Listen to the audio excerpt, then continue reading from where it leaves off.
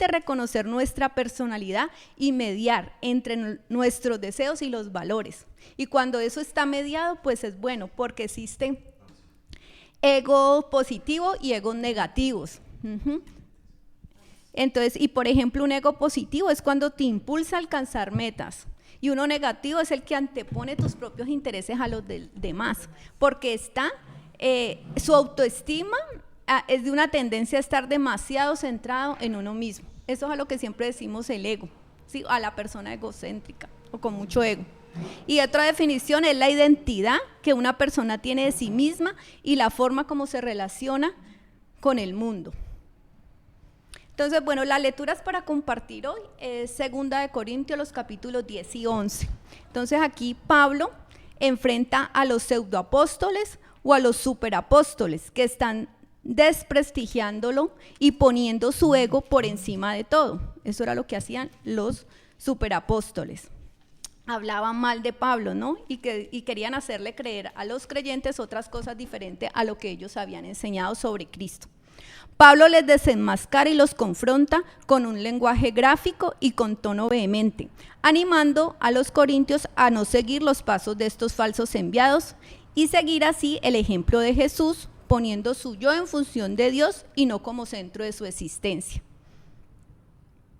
Bueno, entonces voy a leerles en 2 Corintios una conversación para profundizar, o si la pastora quiere acompañarme con la lectura. 2 Corintios 10, del 1 al 11. Gracias. Dice 2 Corintios 10 del 1 al 11. Dice: yo, Pablo, les ruego que me escuchen, ya que Cristo mismo es paciente y bondadoso. Algunos dicen que soy tímido cuando estoy con ustedes, pero muy valiente cuando estoy lejos. Cuando vaya a visitarlos, no me obliguen a ser duro con ustedes, como espero serlo con los que piensan. Pastora, discúlpeme un momentico. Como de esa lectura vamos a sacar unas características que tienen los falsos apóstoles y los que tienen Pablo, entonces yo les voy a regalar. Yo aquí hice unas características de los que fui encontrando. Quiero que ustedes identifiquen, si van a identificar otras más, para que entonces las pueden anotar, para que ahorita continuemos con el trabajo del texto.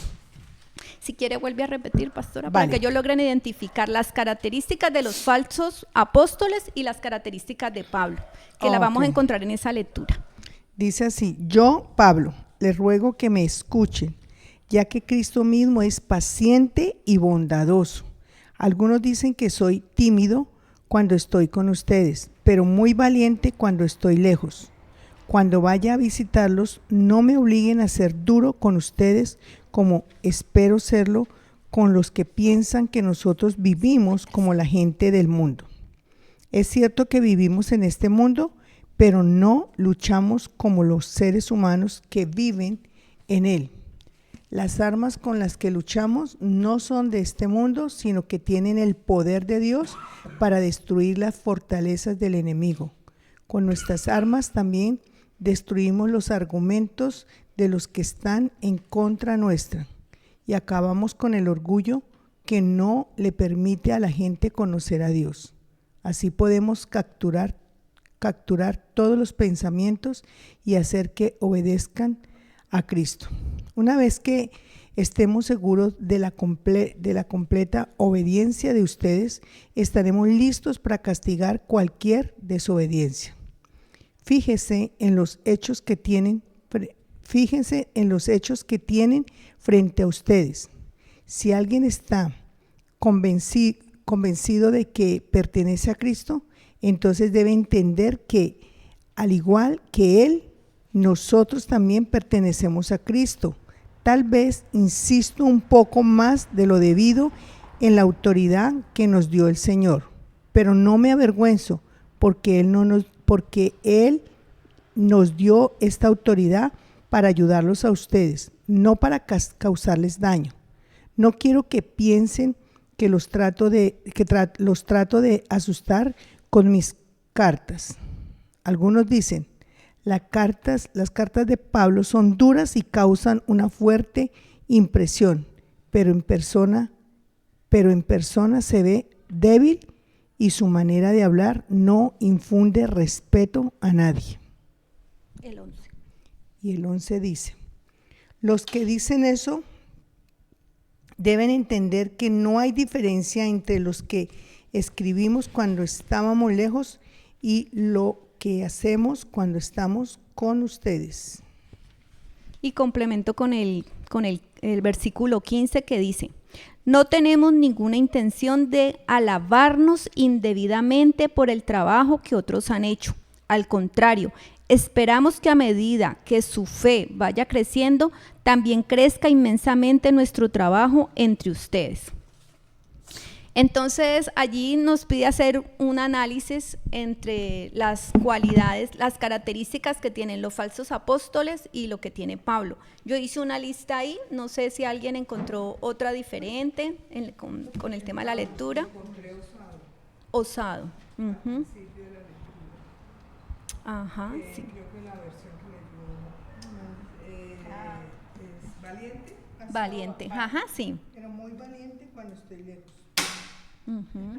Sí. ¿Cayó? Sí. Molestosas. Sí. ¿Y quieren agregar algo sobre los apóstoles? Pues vamos a leer entonces. Decimos que los falsos apóstoles, pues orgullosos, ¿cierto?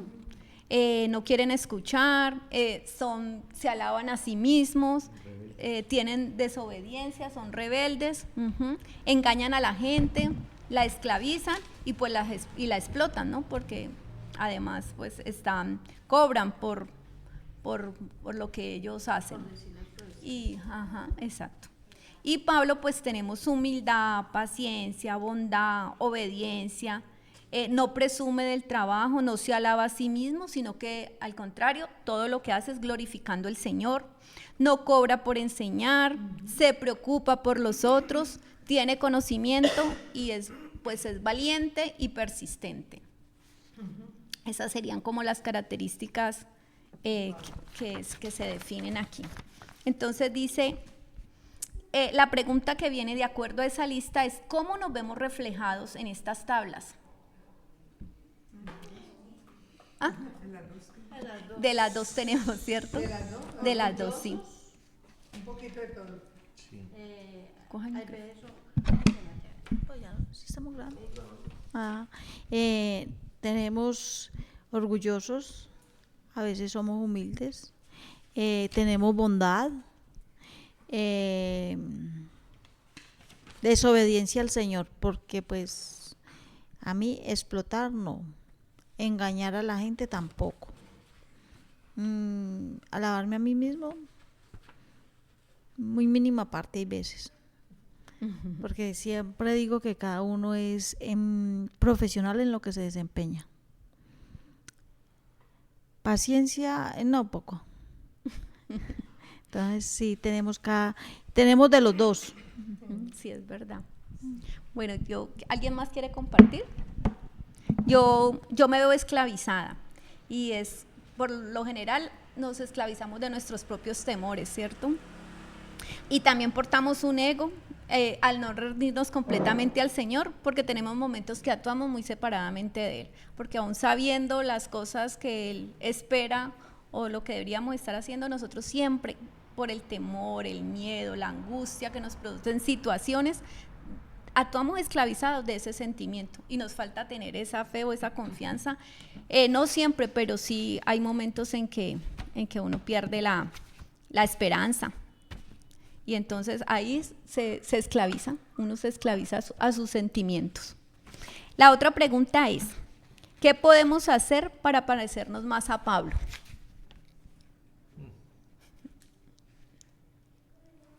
De todo tenemos que hacer, ¿no? Hay que hacer un poquito. Bueno, yo hice la tarea, ¿no? Porque claro, me tocaba hacer la tarea, ustedes están ahí.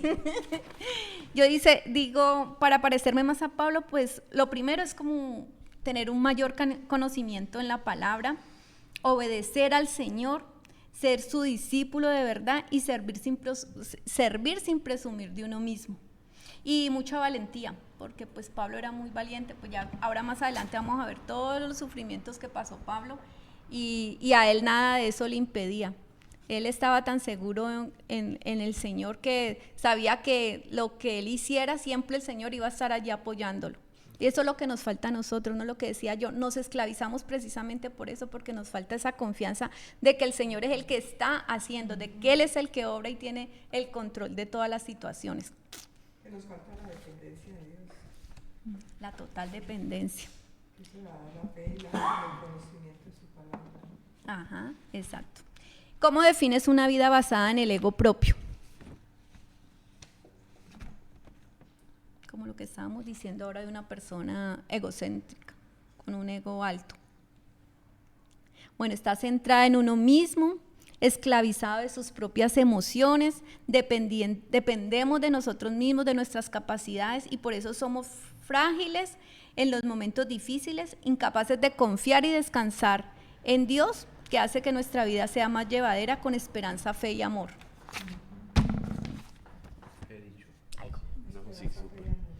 Yo creo, respondiendo a las dos preguntas, ¿cómo parecernos más a Pablo? Pues el modelo bíblico es, imíteme como yo imito a Cristo. Entonces, pues ese es el llamado de todo cristiano en el discipulado, tratar de acercarnos a Jesús, de entenderlo, y tú lo dijiste perfecto, eso no es porque me imponen las manos, no, es porque vas a la Escritura y empiezas a comparar tu vida con lo que dice la Escritura y con el poder del Espíritu Santo tratar de alinearse. Y lo otro es, yo creo que una persona con un ego muy grande es como una persona que trae una herida muy grande, no se puede ocultar, ¿sí?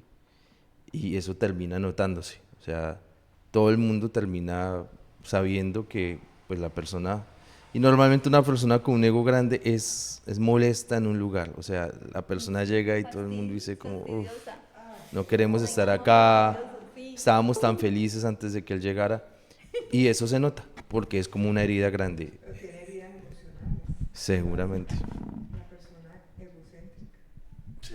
Y por eso no haciendo el cuerpo. Raúl, otra vez 10:35 para que respondamos esta pregunta. 10. Sí, volvemos. 10 del 3 al 5. Somos humanos, pero no luchamos como lo hacen los humanos. Usamos las armas poderosas de Dios, no las del mundo, para derribar las fortalezas del razonamiento humano y para destruir argumentos falsos. Destruimos todo obstáculo de arrogancia que impide que la gente conozca a Dios. Capturamos los pensamientos rebeldes y enseñamos a las personas a obedecer a Cristo. Entonces, ¿cómo podemos practicar estos versículos en nuestra vida?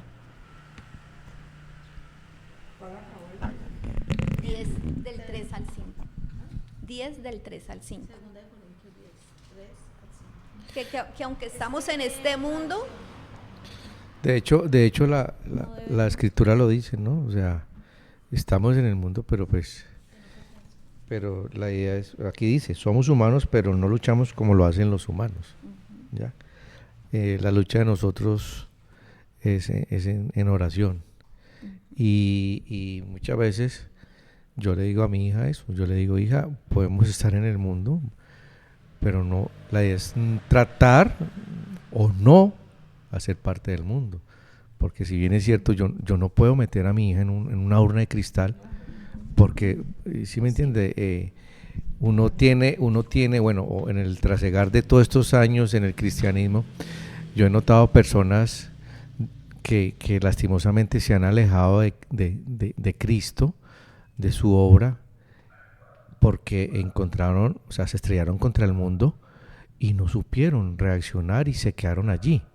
Así de pronto personas muy, muy siervas de Dios hayan tratado de, venga, vuelve al camino, endereza tu vida. Es muy complicado cuando una persona se llena, se borbandea, por llamarlo de alguna manera, de Biblia, sin tener, uno, el Espíritu Santo respaldando eso, y dos, un líder espiritual, un pastor o un anciano de alguna iglesia, o alguien demasiado entregado a la obra. Entonces yo pienso que a veces nos equivocamos muy seguido con eso. Obviamente aquí no sucede.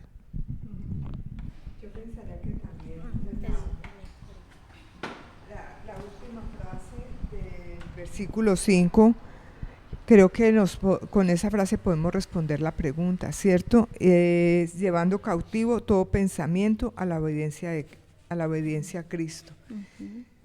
Sí, porque nosotros tenemos muchos pensamientos a lo largo del día, pero la palabra de Dios también nos invita a meditar en la palabra, ¿cierto? A meditar en su palabra, a renovar el pensamiento de acuerdo también a lo que está escrito en el manual. Entonces, en la medida, a uno le llega de todo, de toda clase de pensamiento, pero también cómo alimentamos el pensamiento. Entonces aquí lo dice, ¿cierto? Llevando cautivo todo pensamiento a la obediencia a Cristo. Lo que usted decía, no dejándonos llevar por todas las dudas, los temores, que es normal y que a uno le lleguen, ¿cierto? Porque pues estamos en el mundo y uno le llegan las preocupaciones, las angustias, las tristezas, todo, pero ¿con qué se queda uno rumiando ahí en el pensamiento? Es eso. Sí, está bien. ¿Dani quiere agregar? Yo diría, bueno, yo tengo ahí, dentro de mi tarea contesté, entender que no debemos permitirnos enojarnos con las personas, porque es claro que nuestra lucha no es con el hombre, como dice el versículo. Entonces debemos acudir a la sabiduría del Espíritu Santo que nos guíe e ilumine, y necesitamos el conocimiento de la palabra, recurrir a la palabra para tener esas armas. Tenemos que ser muy realistas, ¿no? También. Porque muchas veces eso que acabas de decir, a título personal, no sucede. O sea, si yo me enojo, me enojo. Y si las cosas no están, me enojo. Obviamente, uno ya aprende a enojarse. O sea, ya uno cambia ciertas reacciones por algo como más, como apaciguando el tema, pero que si me da rabia, me da rabia. La pelea es lo que puede suceder, airaos pero no pequéis. Ya, de hecho, Jesús se enojó porque él vio la sinagoga llena de gente feriando, jugando dados, feriando gallos. Exacto, entonces él se enojó y se ofuscó demasiado al punto de voltear todo, dar rejo al que se le encontró. Pero de ahí a que haya cometido un crimen, a que haya matado, no, o sea, y ahí es donde yo voy, o sea, ese punto es muy... Yo quiero empezar. Es muy ácido, ¿por qué? Porque a veces la comunidad o a veces las personas que saben que uno se congrega en una iglesia cristiana no le está permitido enojarse, no le está permitido reclamar algo que no es justo. No es que es cristiano y me ha pasado con mi familia. Y eso que es cristiano, y entonces porque soy cristiano, entonces... No siento. No, o sea, pero te digo que eso allí es también de... No, en el caso puntual se cumple a medias, porque cuando me enojo, me enojo. Sí, porque la misma palabra de Dios nos permite, dice que hay enojo, ¿cierto? Y el ejemplo de Jesús, ¿cierto? El enojo, sino lo que hacemos cuando estamos enojados. A mí me puede incomodar, me puede enojar una actitud de una persona, pero hasta ahí no peco. Sí. Sino, ¿qué hago yo con el enojo contra la persona o contra mí misma? Porque a veces me cuido de no lastimar al otro, pero me lastimo a mí misma. Entonces, es más eso, ¿no? Como, ¿qué hago con el enojo? Pensaría que el enojo nos está permitido porque sí, claro, siempre estamos en el mundo, habrá cosas que nos molesten, nos incomoden, nos frustren, pero ya lo que hagamos con eso. Pero es también pensar que no voy a actuar sobre esta persona, porque esa persona... Una venganza. Exacto, no, o sea, la ira mía no debe ser contra la persona, porque somos humanos, sí somos pecadores y lo reconocemos. Sabemos que hay fuerzas espirituales que son los que provocan el pecado, ¿cierto? Si alguien me está insultando, está pecando contra mí, pero no lo debo tomar que es de esa persona que viene, sino de las fuerzas pecadores que tenemos, no es contra la persona, ¿sí? Porque lo dice la palabra, no luchamos con los seres humanos que viven en el mundo, sí, porque las armas con que nosotros luchamos no son de este mundo, sino que tienen el poder de Dios, o al menos así lo entiendo yo, Dan. Para las fortalezas del enemigo.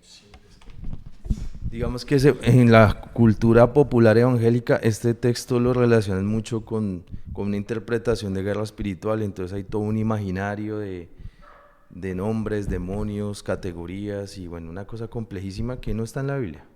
O sea, simplemente se toma un texto y se extrapola muchas cosas, cuando la verdadera guerra espiritual sencillamente es nuestra vida está con Dios o no está con Dios, así de sencillo, o obedecemos a Dios o no estamos obedeciendo a Dios. Entonces, estas armas espirituales es, otra vez, el discipulado, la escritura, cómo obedecemos esos preceptos bíblicos que se nos están dando, esas disciplinas espirituales, el ayuno, la oración, esas son las armas espirituales. Y sobre todo, en el reino no existen fórmulas, ¿sí? Entonces, hace unos años, uno decía, fulano de tal tuvo un accidente, seguro no se puso la armadura de Dios, ¿sí o no? Y pues la verdad, pues fue que no vio un hueco y se estrelló en la bicicleta, ¿sí? Pero no es que había que literalmente ponerse una armadura, sino que simplemente, ¿qué es la armadura? Pues una serie de principios, la verdad, la salvación en nuestros pensamientos, una fe centrada en la cruz. Yo creo que ustedes están, pues lo que he venido escuchando y hacia donde lo han llevado, pues me encanta, porque esa es la verdadera lucha espiritual. No es que nos imaginemos unos demonios y unas cosas. Obviamente existe el mundo espiritual, existen demonios y estas cosas, pero no es lo que la Escritura dice allí. Hay otros textos de Pablo que sí hablan de eso, pero ese no. Ese lo que está hablando es de esta lucha espiritual, que si al final del día seguimos siendo discípulos de Jesús o nos estamos alejando. Por eso yo a veces me cuestiono, recordando la historia o las historias que mencionaba Raúl, de muchas conversiones.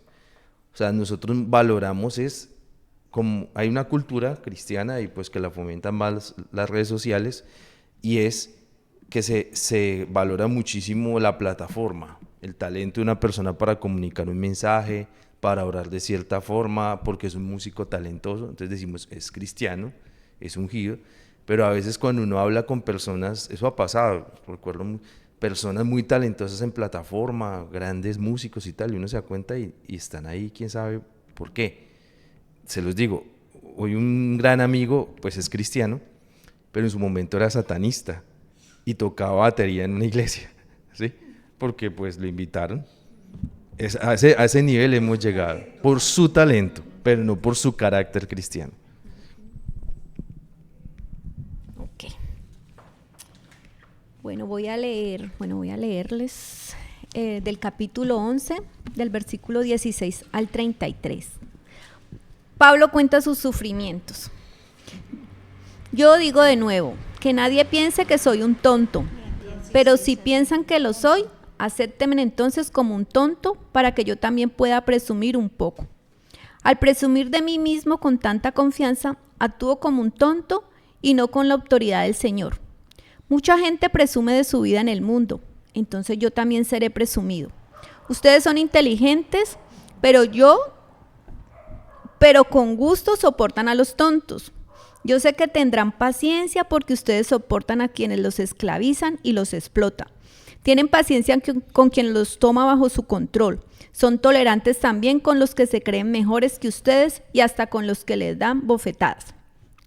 Da vergüenza decirlo, no los pudimos tratar a ustedes como lo hacen ellos porque fuimos demasiado débiles. Si alguien se atreve a presumir, yo también lo haré, aunque sé que estoy diciendo una tontería. ¿Son ellos hebreos? Yo también lo soy. ¿Son ellos israelitas? También yo lo soy. ¿Son descendientes de Abraham? Yo también. ¿Sirven ellos a Cristo? Yo les sirvo más. Parezco un loco hablando así. Yo he trabajado mucho más que ellos. He estado más veces en prisión. He soportado más azotes y muchas veces he estado en peligro de muerte. En 5 ocasiones los judíos me castigaron con los 39 azotes. 3 veces me golpearon con palos. Una vez casi me matan a pedradas. 3 veces estuve en naufragios. Una vez tuve que pasar todo un día y una noche perdido en medio del mar.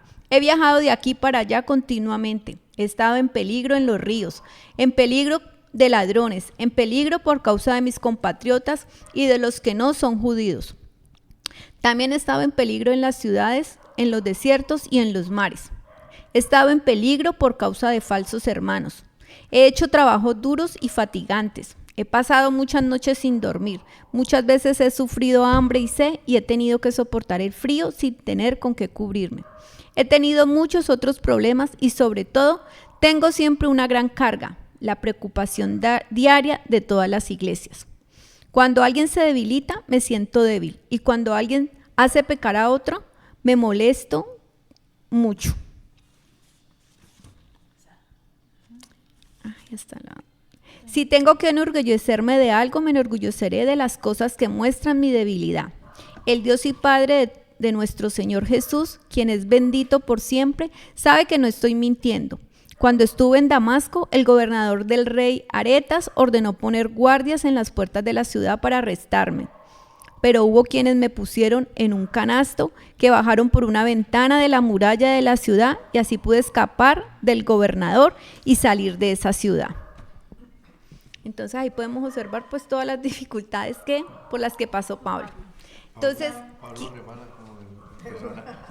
¿qué aprendemos en estos versículos acerca de nuestra fragilidad, el ministerio, nuestra vida?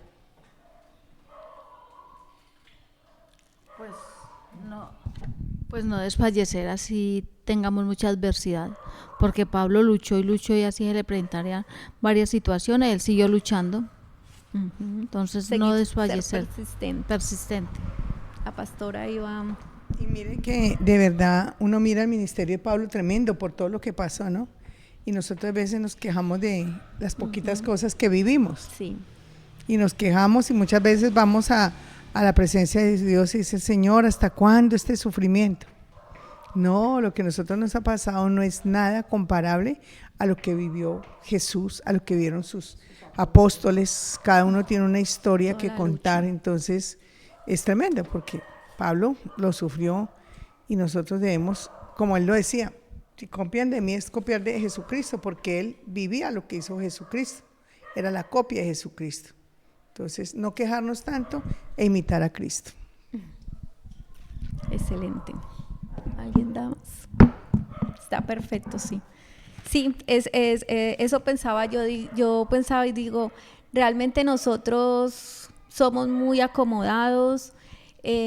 Nosotros si estamos en un grupo aquí, tratamos de evangelizar o hablamos de Cristo, pero cuando nos encontramos por fuera siempre tenemos el pero. Ay, no, yo si me pongo a hablarles, ¿cómo te abordo y cómo empiezo a llevar el evangelio? No, yo voy a quedar en ridículo, uno le da pena, uno dice, no, es que yo no sé mucho, uno encuentra 1000 pretextos, 1000 excusas para no hacerlo. Entonces digo yo, es de verdad, mi ministerio es muy frágil, es muy débil, no estoy cumpliendo, porque uno siempre tiene ese temor de evangelizar. Uno lo hace en un sitio seguro, pero lo sacan a uno de ese sitio y uno no se siente capaz, no cumple.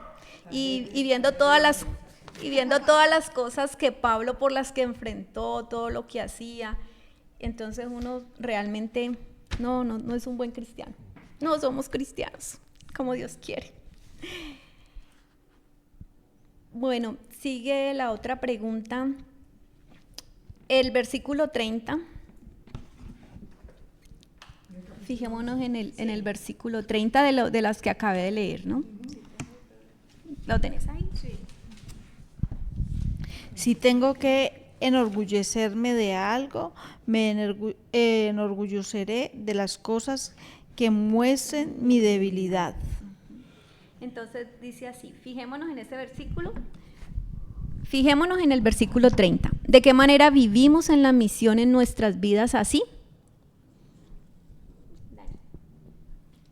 ¿De qué manera qué? ¿De qué manera vivimos en la misión en nuestras vidas así?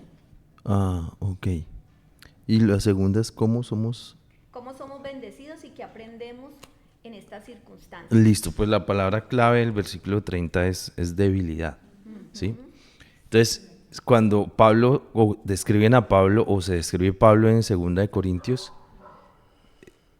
pues lo acabamos de leer, dice que lo percibían como una persona que era débil, que estuvo enferma, que terminó en la cárcel por predicar el evangelio, o sea, toda una antítesis de lo que hoy consideramos exitoso. Pero dice que desde su debilidad, ¿cierto? Si algo tenía que enorgullecerse era de su debilidad, porque el poder no reside en nosotros, sino el poder reside es en el Evangelio, y lo que ese Evangelio puede hacer en las vidas de las personas a través del Espíritu Santo. Entonces yo creo que cuando hablamos de misión, que cuando terminemos este material lo más probable es que por lo que estamos viendo de la iglesia de Valencia, es que vayamos a hablar de misión cristiana. ¿Cómo podemos evangelizar? Porque a veces la evangelización tradicional es más, se parece más a la venta de seguros, cuando se vendía antes con maletín. No, ahora no una oficina de seguros, sino convencer a la gente, de convencerla, invitarla y ya, invitarla a cualquier cosa, pero no realmente al evangelio. Se les invita a la iglesia, se habla de la iglesia, la venta en frío, se le habla de los pastores, pero realmente no se está compartiendo el evangelio. Y además usted tiene que ser un super crack perfecto y para mostrar su testimonio.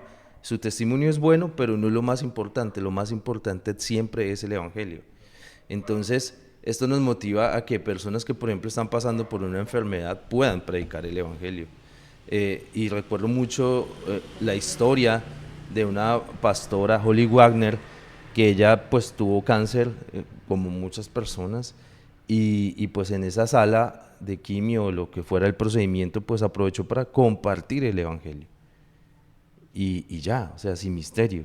Y creer que sí, que Dios iba a usar eso para sanarla, o le iba a sanar, o se iba a morir, pero lo que fuera es que el evangelio era más importante que su estatus de salud. Y yo creo que esa es la clave. Yo sí estoy de acuerdo que hay un desafío en evangelizar, pero no evangelizar en manipular gente o enseñarles este tema como si fuera Herbalife, sino que tengamos de verdad el impulso del Espíritu Santo de compartir el evangelio y entender a quién hacerlo, ¿sí? Y si es un desafío y si es algo que creo que muchos tienen pendiente, ¿sí? Pero no creo que por eso sean malos cristianos, o sea, hasta ahí no. Pues yo sí, o sea, pues si una persona está en un proceso de vida y su vida está siendo transformada, además que ser bueno o mal cristiano es complicado, porque si usted sale con un buen balance de todo lo que hizo bien y mal, pues algunos días gana, otros días pierde, ¿cierto? Imagínese la DIAN del cielo, sería muy difícil. Y de nuevo, la escritura dice que pues aquí lo estamos hablando, el tipo si de orgullecerse de algo es de su debilidad, y también de que nuestra salvación depende enteramente del evangelio, de lo que hace la cruz, de poner toda nuestra confianza en Cristo. Evidentemente hay que tener un cambio después de eso, ¿no? Y hay que hacer algo. La debilidad ahí es entendida como el sufrimiento y todas las afugias que vivió Pablo, porque cuando él dice, primero describe todas las situaciones que vivió: cárcel, enfermedad, persecución. Entonces dice que si de algo tiene que gloriarse es su debilidad. Entonces la debilidad de él fue haber sido perseguido, haber sido encarcelado. No, ¿cuál fue la debilidad? Yo creo que no, porque digamos la debilidad es algo, o sea, interno, que puede ser físico, emocional, espiritual, pero por ejemplo la persecución él no la buscó, o que le había tocado un naufragio, seguramente tampoco lo buscó. Es más, yo recuerdo en el seminario que uno de los cursos era teología del sufrimiento, que obviamente yo no quería ver, pero un profe boyacense, explicaba muy bien cómo a lo largo de la historia de la iglesia primero lo que no es, ¿sí? Dios como en un experimento cruel dándote problemas porque Dios le da sus batallas a sus mejores guerreros. Esa frase absurda, no, simplemente son cosas que pasan en un mundo caído por una coyuntura socioeconómica, política económica, lo que sea, por simplemente pasar, y preciso ahí hubo un accidente de tránsito. Entonces, ¿cómo a través del sufrimiento conectamos con Dios? ¿Cómo a través del sufrimiento los cristianos enseñaban a amar, a perdonar o simplemente a resistir ese sufrimiento? Pero por el otro lado sí está la noción, y que Pablo en otras de sus cartas también lo retoma, ¿no? el famoso aguijón en la carne, que probablemente sea una enfermedad.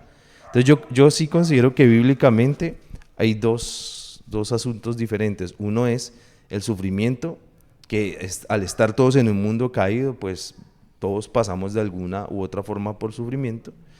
Y por otro lado, sí está nuestra debilidad personal, que puede surgir de un sufrimiento. Bueno, ahí es donde se conectan. Puede sufrir de un sufrimiento o también puede ser un tema propio, de mi salud, de mi carácter, de mi interior. Entonces, sí están relacionados, pero son dos asuntos que se mueven diferente.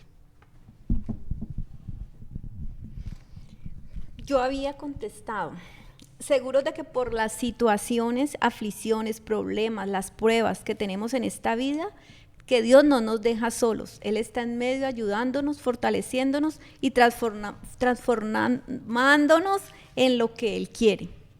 Por todas las situaciones en las que pasamos, nunca estamos solos, sino que Él siempre está allí. ¿Y cuál sería, y cómo nos somos bendecidos?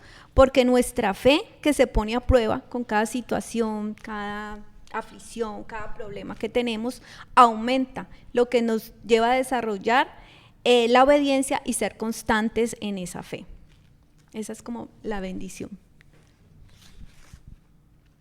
Bueno, ya el versículo para memorizar, ya terminamos las preguntas, es 2 Corintios 10:4, que es: porque las armas de nuestra milicia no son carnales, sino poderosas en Dios para la destrucción de fortalezas. Y tenemos una misión a cumplir. Dice que en esta semana pensemos en 3 cambios prácticos que podemos hacer para que nuestro yo esté en función del Señor y no en vivir para nosotros mismos.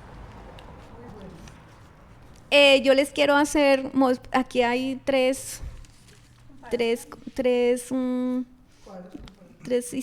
son como 3 formas de las que uno siempre está, cuando hablábamos ahora de que tal vez somos llamados a hacer las cosas que Dios quiere, pero nosotros pensamos solo en nosotros, ¿sí? Entonces hay uno que dice: de tu boca seca haré brotar ríos de vida, donde corazones y yermos acudan a beber. Bien, Señor, si tú dices sí, ¿quién soy yo para decir no? Sabes que mi mayor deseo es serte fiel. Así que sea tu voluntad, que donde tú me envíes, si vas conmigo, allí iré. Es siempre uno, porque siempre está uno negándose, ¿no? Es que yo no soy capaz, es que yo soy el más vil, yo soy el más débil, yo no sé hablar. Pero siempre el Señor está diciéndote: irás, tú irás, y yo iré contigo y nunca te dejaré.